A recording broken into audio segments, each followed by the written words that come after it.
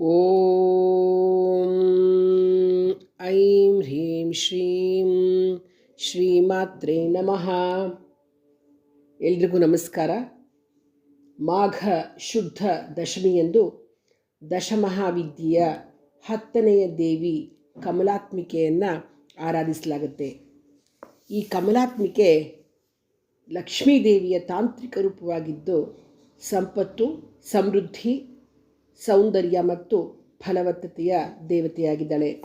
ಇವಳು ಹೇಗಪ್ಪ ಇರ್ತಾಳೆ ಅಂತಂದರೆ, ಕಮಲದ ಮೇಲೆ ಕೂತ್ಕೊಂಡಿರ್ತಾಳೆ. 4 ಕೈಗಳು, ಅದರಲ್ಲಿ 2 ಕೈಗಳಲ್ಲಿ ಕಮಲಗಳನ್ನು ಹಿಡಿದುಕೊಂಡಿರ್ತಾಳೆ. ಇನ್ನು ಮತ್ತೆ ಒಟ್ಟು 4 ಕೈಗಳಲ್ಲೂ ಕೂಡ ಕಮಲಗಳನ್ನು ಹಿಡಿದುಕೊಂಡಿರ್ತಾಳೆ. ಆನೆಗಳಿಂದ ಅಭಿಷೇಕ ಮಾಡಿಸ್ಕೊಳ್ತಾಳೆ. ಆ ರೀತಿ ಕೂತಿರ್ತಾಳೆ. ಇದು ಈ ದೇವಿ ವಿಷ್ಣುವಿನ ಶಕ್ತಿಯಾಗಿದ್ದು ಭೌತಿಕ ಮತ್ತು ಆಧ್ಯಾತ್ಮಿಕ ಸಮೃದ್ಧಿಯನ್ನು ಅವಳು ಕೊಡ್ತಾಳೆ.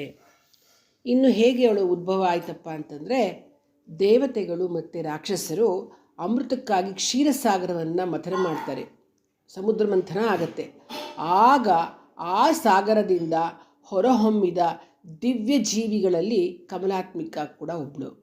ಆಕೆ ಕಮಲದ ಹೂವಿನ ಮೇಲೆ ಕೂತ್ಕೊಂಡು ಹೊರಹೊಮ್ಮಿ ವಿಷ್ಣುವನ್ನು ತನ್ನ ಪತಿಯಾಗಿ ಬರೆಸ್ತಾಳೆ ಮತ್ತು ಜಗತ್ತಿಗೆ ಸಮೃದ್ಧಿಯನ್ನು ನೀಡ್ತಾಳೆ.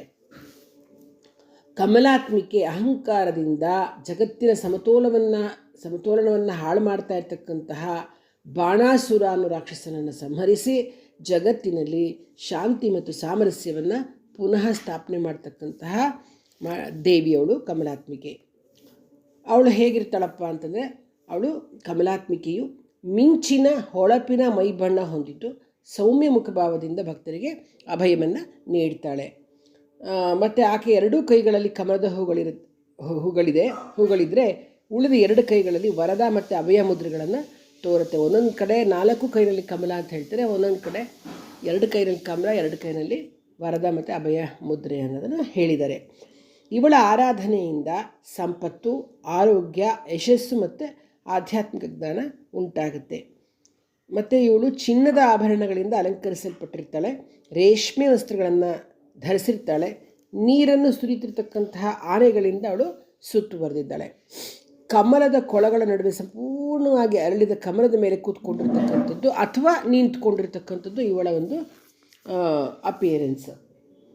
ಇವಳು ಕಮಲಾತ್ಮಿಕೆ ಪ್ರೀತಿ ಮತ್ತು ಸಂಪತ್ತು, ಸೌಂದರ್ಯ, ಸಂಬಂಧಗಳನ್ನ ಮತ್ತು ಆನಂದವನ್ನು ಆಳ್ತಕ್ಕಂತಹ ಶುಕ್ರ ಗ್ರಹವನ್ನು ಅವಳು ಪ್ರತಿನಿಧಿಸ್ತಾಳೆ. ಅದರಿಂದ ಇವಳು ಆರಾಧನೆ ಮಾಡೋದ್ರಿಂದ ಶುಕ್ರದೋಷ ಏನಾರು ಇದ್ದರೆ ಅದು ನಿವಾರಣೆ ಆಗುತ್ತೆ, ಬಡತನ ನಿವಾರಣೆ ಆಗುತ್ತೆ, ಸಾಲ ಮಾಡಿದರೆ ಅದು ಕೂಡ ತೀರಿಸ್ತೀರ, ಬಂಜೆತನ ಕೂಡ ನಿವಾರಣೆ ಆಗ್ತಕ್ಕಂಥದ್ದು. ಇವಳು ವಿಷ್ಣುವಿನ ಅವತಾರವಾಗಿರ್ತಕ್ಕಂತಹ ಕಲ್ಕಿಯೊಂದಿಗೆ ಸಂಬಂಧವನ್ನು ಹೊಂದಿದ್ದಾಳೆ.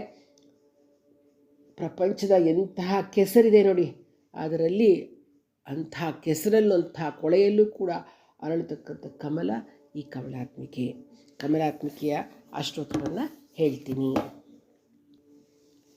ಓಂ ಮಹಾಮಾಯಾ ಮಹಾಲಕ್ಷ್ಮೀರ್ ಮಹಾವಾಣಿ ಮಹೇಶ್ವರಿ ಮಹಾದೇವಿ ಮಹಾರಾತ್ರಿ ಮಹಿಷಾಸುರಮರ್ಧಿನಿ ಕಾಲರಾತ್ರಿ ಕುಹು ಪೂರ್ಣ ಸಂದಾಧ್ಯ ಭದ್ರಿಕಾ ನಿಶಾ ಜಯಾ ರಿಕ್ತಾ ಮಹಾಶಕ್ತಿ ದೇವಮಾತಾ ಕೃಶೋದರಿ ಶಚೀಂದ್ರಾಣಿ ಶಕ್ತನುತಾ ಶಂಕರ ಪ್ರಿಯವಲ್ಲಭ ಮಹಾವರಾಹ ಜನನಿ ಮದನೋನ್ಮಥಿನಿ ಮಹಿ ವೈಕುಂಠನಾಥ ರಮಣಿ ವಿಷ್ಣು ವಕ್ಷಸ್ಥಲಸ್ಥಿತ ವಿಶ್ವೇಶ್ವರಿ ವಿಶ್ವಮಾತಾ ವರದಾ ಭಯದಾ ಶಿವ ಶೂಲಿನಿ ಚಕ್ರಿಣಿ ಮಾಚಾ ಪಾಶಿನಿ ಶಂಖಧಾರಿಣಿ ಗದಿನಿ ಮುಂಡಮಾಲಾ ಚ ಕಮಲಾ ಕರುಣಾಲಯ ಪದ್ಮಾಕ್ಷಧಾರಿಣಿ ಹ್ಯಂಬಾ ಮಹಾವಿಷ್ಣುಪ್ರಿಯಂಕರಿ ಗೋಲೋಕನಾಥ ರಮಣಿ ಗೋಲೋಕೇಶ್ವರ ಪೂಜಿತ ಗಯಾ ಗಂಗಾ ಚ ಯಮುನಾ ಗೋಮತಿ ಗರುಡಾಸನ ಗಂಡಕಿ ಸರಸ್ಯುಕ್ತಾಪಿ ರೇವಾ ಚೈವ ಪಯಸ್ವಿನಿ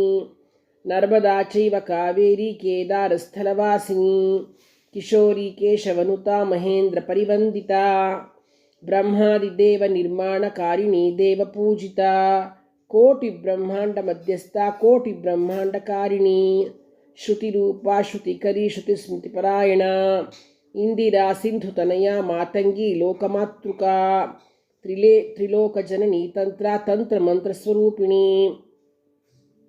ತರುಣೀಚತಮೋಹಂತ್ರಿ ಮಂಗಲಾ ಮಂಗಲಾಯನ ಮಧುಕೈಟಭಮಥಿನಿ ಶುಂಭ ವಿನಾಶಿನಿ ನಿಶುಂಬಾದಿಹರ ಮಾತಾ ಹರಿಶಂಕರ ಪೂಜಿತಾ ಸರ್ವದೇವಮಯೀ ಸರ್ವಶರಣಗತಾ ಪಾಲಿನಿ ಶರಣ್ಯಶಂಭುವನಿತಾ ಸಿಂಧುತೀರನಿವಾಸಿನಿ ಗಂಧರ್ವಗಾನಕಸಿಕಾ ಗೀತಾ ಗೋವಿಂದವಲ್ಲಭಾ ತ್ರೈಲೋಕ್ಯಪಾಲಿನಿ ತತ್ವರೂಪಾ ತಾರುಣ್ಯಪೂರಿತಾ ಚಂದ್ರಾವಲಿ ಚಂದ್ರಮುಖಿ ಚಂದ್ರಿಕಾ ಚಂದ್ರಪೂಜಿತಾ ಚಂದ್ರಾ ಶಶಾಂಕ ಭಗಿನಿ ಗೀತವಾದ್ಯಪರಾಯಣ ಸೃಷ್ಟಿರೂಪಾ ಸೃಷ್ಟಿಕರಿ ಸೃಷ್ಟಿಸಂಹಾರಕಾರಿಣಿ ಇತಿ ತೇ ಕೃತಂ ದೇವಿ ರಮಾ ನಾಮ ಶಾತಾಷ್ಟಕಂ.